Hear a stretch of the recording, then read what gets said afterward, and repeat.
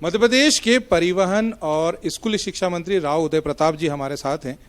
Sir, एक बड़ा विभाग है परिवहन और दूसरा फिर बड़ा विभाग आपको स्कूली शिक्षा मिल गया, कैसे सामंजस्य बिठा रहे हैं दोनों के अंदर? नहीं, मुझे लगता है कि कोई काम छोटा नहीं होता और कोई काम बड़ा नहीं होता। काम तो काम है। आपको जो जिम्मेदारी पार्टी ने हमको दी है, सरकार में जो भूमिका माननीय मुख्यमंत्री जी ने, देश के प्रधानमंत्री जी ने तय की है, उस भूमिका को बहुत इंटेंसिव तरीके से, ट्रांसपेरेंट तरीके से, और कहना चाहिए कि हमारा जो गुड गवर्नेंस को सामने रखकर हमने करने की आवश्यकता है, हम लोगों ने उस पर काम चालू भी किया है। आचार संहिता लगने के बाद परिवहन विभाग में बहुत सारे विवाद निकलकर सामने आए। आपको लगता है कि एक बड़ी प्रशासनिक सर्जरी की जरूरत है? हम चीज़ों को अभी समझ रहे हैं और मुझे लगता है कि बेहतर की संभावनाएं हमेशा बनी रहती हैं।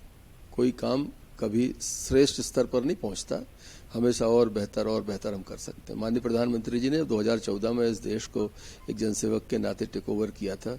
उस समय से आज कई चीज़ें वो कर चुके हैं, लेकिन अभी भी देश में और बेहतर करना है, इस बात को लेकर प्रधानमंत्री जी बोलते रहते हैं। प्रधानमंत्री जी कर भी रहे हैं, तो बेहतर की संभावना कभी खत्म नहीं होती। इस बार जो 3 लोग दिल्ली से यहाँ पे आए, 3 से 4 लोग, मंत्रिमंडल में उनको जगह मिली है और कहा यह जा रहा है कि अब वर्किंग स्टाइल में चेंज देखने को मिल रहा है। मोदी जी की जो स्टाइल है वो मध्य प्रदेश के विधानसभा चुनाव के बाद, आप लोगों के आने के बाद मध्य प्रदेश के सरकार के काम में भी अब देखने को मिल रही है। नहीं, मैं आपकी बात से आंशिक रूप से असहमति व्यक्त करता हूँ। ये स्टाइल नहीं, ये वर्क कल्चर है। ये मोदी जी के एक काम करने की एक व्यवस्था है। स्वाभाविक रूप से 10 साल उनके साथ काम किया है। जब आप लगातार जिस व्यक्ति के छाया में काम करते हो, तो स्वाभाविक रूप से कहीं ना कहीं आप उनको फॉलो करने लगते हो, या काम करने की शैली को आदमी अडॉप्ट करता है। और मध्य प्रदेश में पहले ही बेहतर काम हुआ है। हमारे साथी पूर्व में ही मंत्रियों ने यहाँ बहुत श्रेष्ठ काम किए हैं। मुझे लगता है उनको आगे बढ़ाने की आवश्यकता है। और मोदी जी का जो सोच है कि अपनी तरफ से मतलब आपको श्रेष्ठ देना है, ऑनेस्टली देना है, डेडिकेशन के साथ देना है, उन चीज़ों को सामने रखकर हम लोग काम करेंगे। जैसा कि आपने बताया कल्चर की एक बात की, लेकिन स्कूली शिक्षा विभाग में अगर बात करें तो ट्रांसफर का जो मेथड शुरू होता है वो इस कल्चर को कहीं ना कहीं बिगाड़ने की कोशिश करता है। स्थानांतरण समस्या का हल नहीं। इसमें जो बहुत आवश्यक है, मानवीय दृष्टिकोण से बहुत जरूरी है, उस स्तर तक ट्रांसफर पर जाना चाहिए। अन्यथा व्यक्ति को जो दायित्व मिला है, हम जब सर्विस ज्वाइन करते हैं तो उसमें हमारी सीमा मध्य प्रदेश होती है। मानसिक रूप से हमें तैयार रहना चाहिए कि मध्य प्रदेश के अंदर हमें काम करना है। और बाकी कई बार व्यक्ति की परिस्थितियाँ, उसके स्वास्थ्यगत परिस्थितियाँ, कुछ इस तरह के कारण होते हैं, तो निर्धारित मापदंड के अनुसार ट्रांसफर किए जाते हैं। उन मापदंडों को पूरा करते भविष्य में जब अवसर आएंगे मदद करी जाएगी लोगों की। लेकिन आपके चैनल के माध्यम से मैं भी अपेक्षा करूंगा कि शिक्षक एक राष्ट्र निर्माता है। राजनेता से बड़ी भूमिका शिक्षक की है। मेरे कारण 5 बरस खराब हो सकते हैं, लेकिन शिक्षक के कारण पूरी एक पीढ़ी खराब होती है।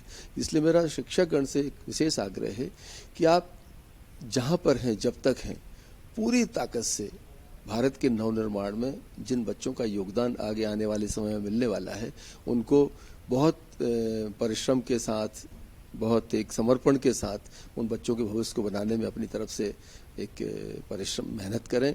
और मुझे लगता है कि आप राष्ट्र निर्माण में एक महत्वपूर्ण भूमिका निभा सकते हैं।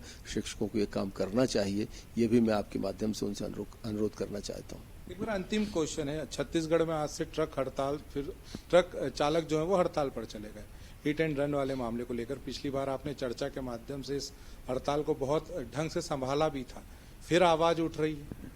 नहीं, मेरा इसमें फिर आग्रह है। ऊपर से हमारा परिवहन मंत्रालय ने भारत सरकार के बहुत एक क्लियर नोट पब्लिक डोमेन में डाला है। इनके ट्रांसपोर्टर्स की यूनियन को लिखा हुआ है कि एक कानून बना है, इसके अभी कानून के अन्य प्रावधान बनेंगे और उसमें हर चीज़ बड़े पारदर्शी तरीके से सामने आएगी। अच्छा, और हिट एंड रन, मारो और भागो, हर ड्राइवर मार के भागता नहीं। मार के भागना विषय अलग है और दुर्घटना होना विषय अलग है। जो दुर्घटना में स्वाभाविक रूप से आपके ऊपर दुर्घटना के मापदंड लगेंगे, और आप मारकर भागोगे स्वाभाविक रूप से एक अपराधी की श्रेणी में आप आते हो। तो ये ड्राइवर्स को समझना चाहिए कि ये कानून सामान्य ड्राइवर के लिए नहीं है। सामान्य रूप से दुर्घटना होती है और आप इन्फॉर्मर बनते हैं, सुरक्षित जगह पहुंचकर आप सूचना देने का काम करते हैं, ये नियम आप पर लागू नहीं होता। ये अनावश्यक मुझे लगता है कि कई बार चीज़ों को पूरी तरह से न समझे बगैर जो निर्णय हम करते हैं, इस तरह के निर्णय हो रहे हैं।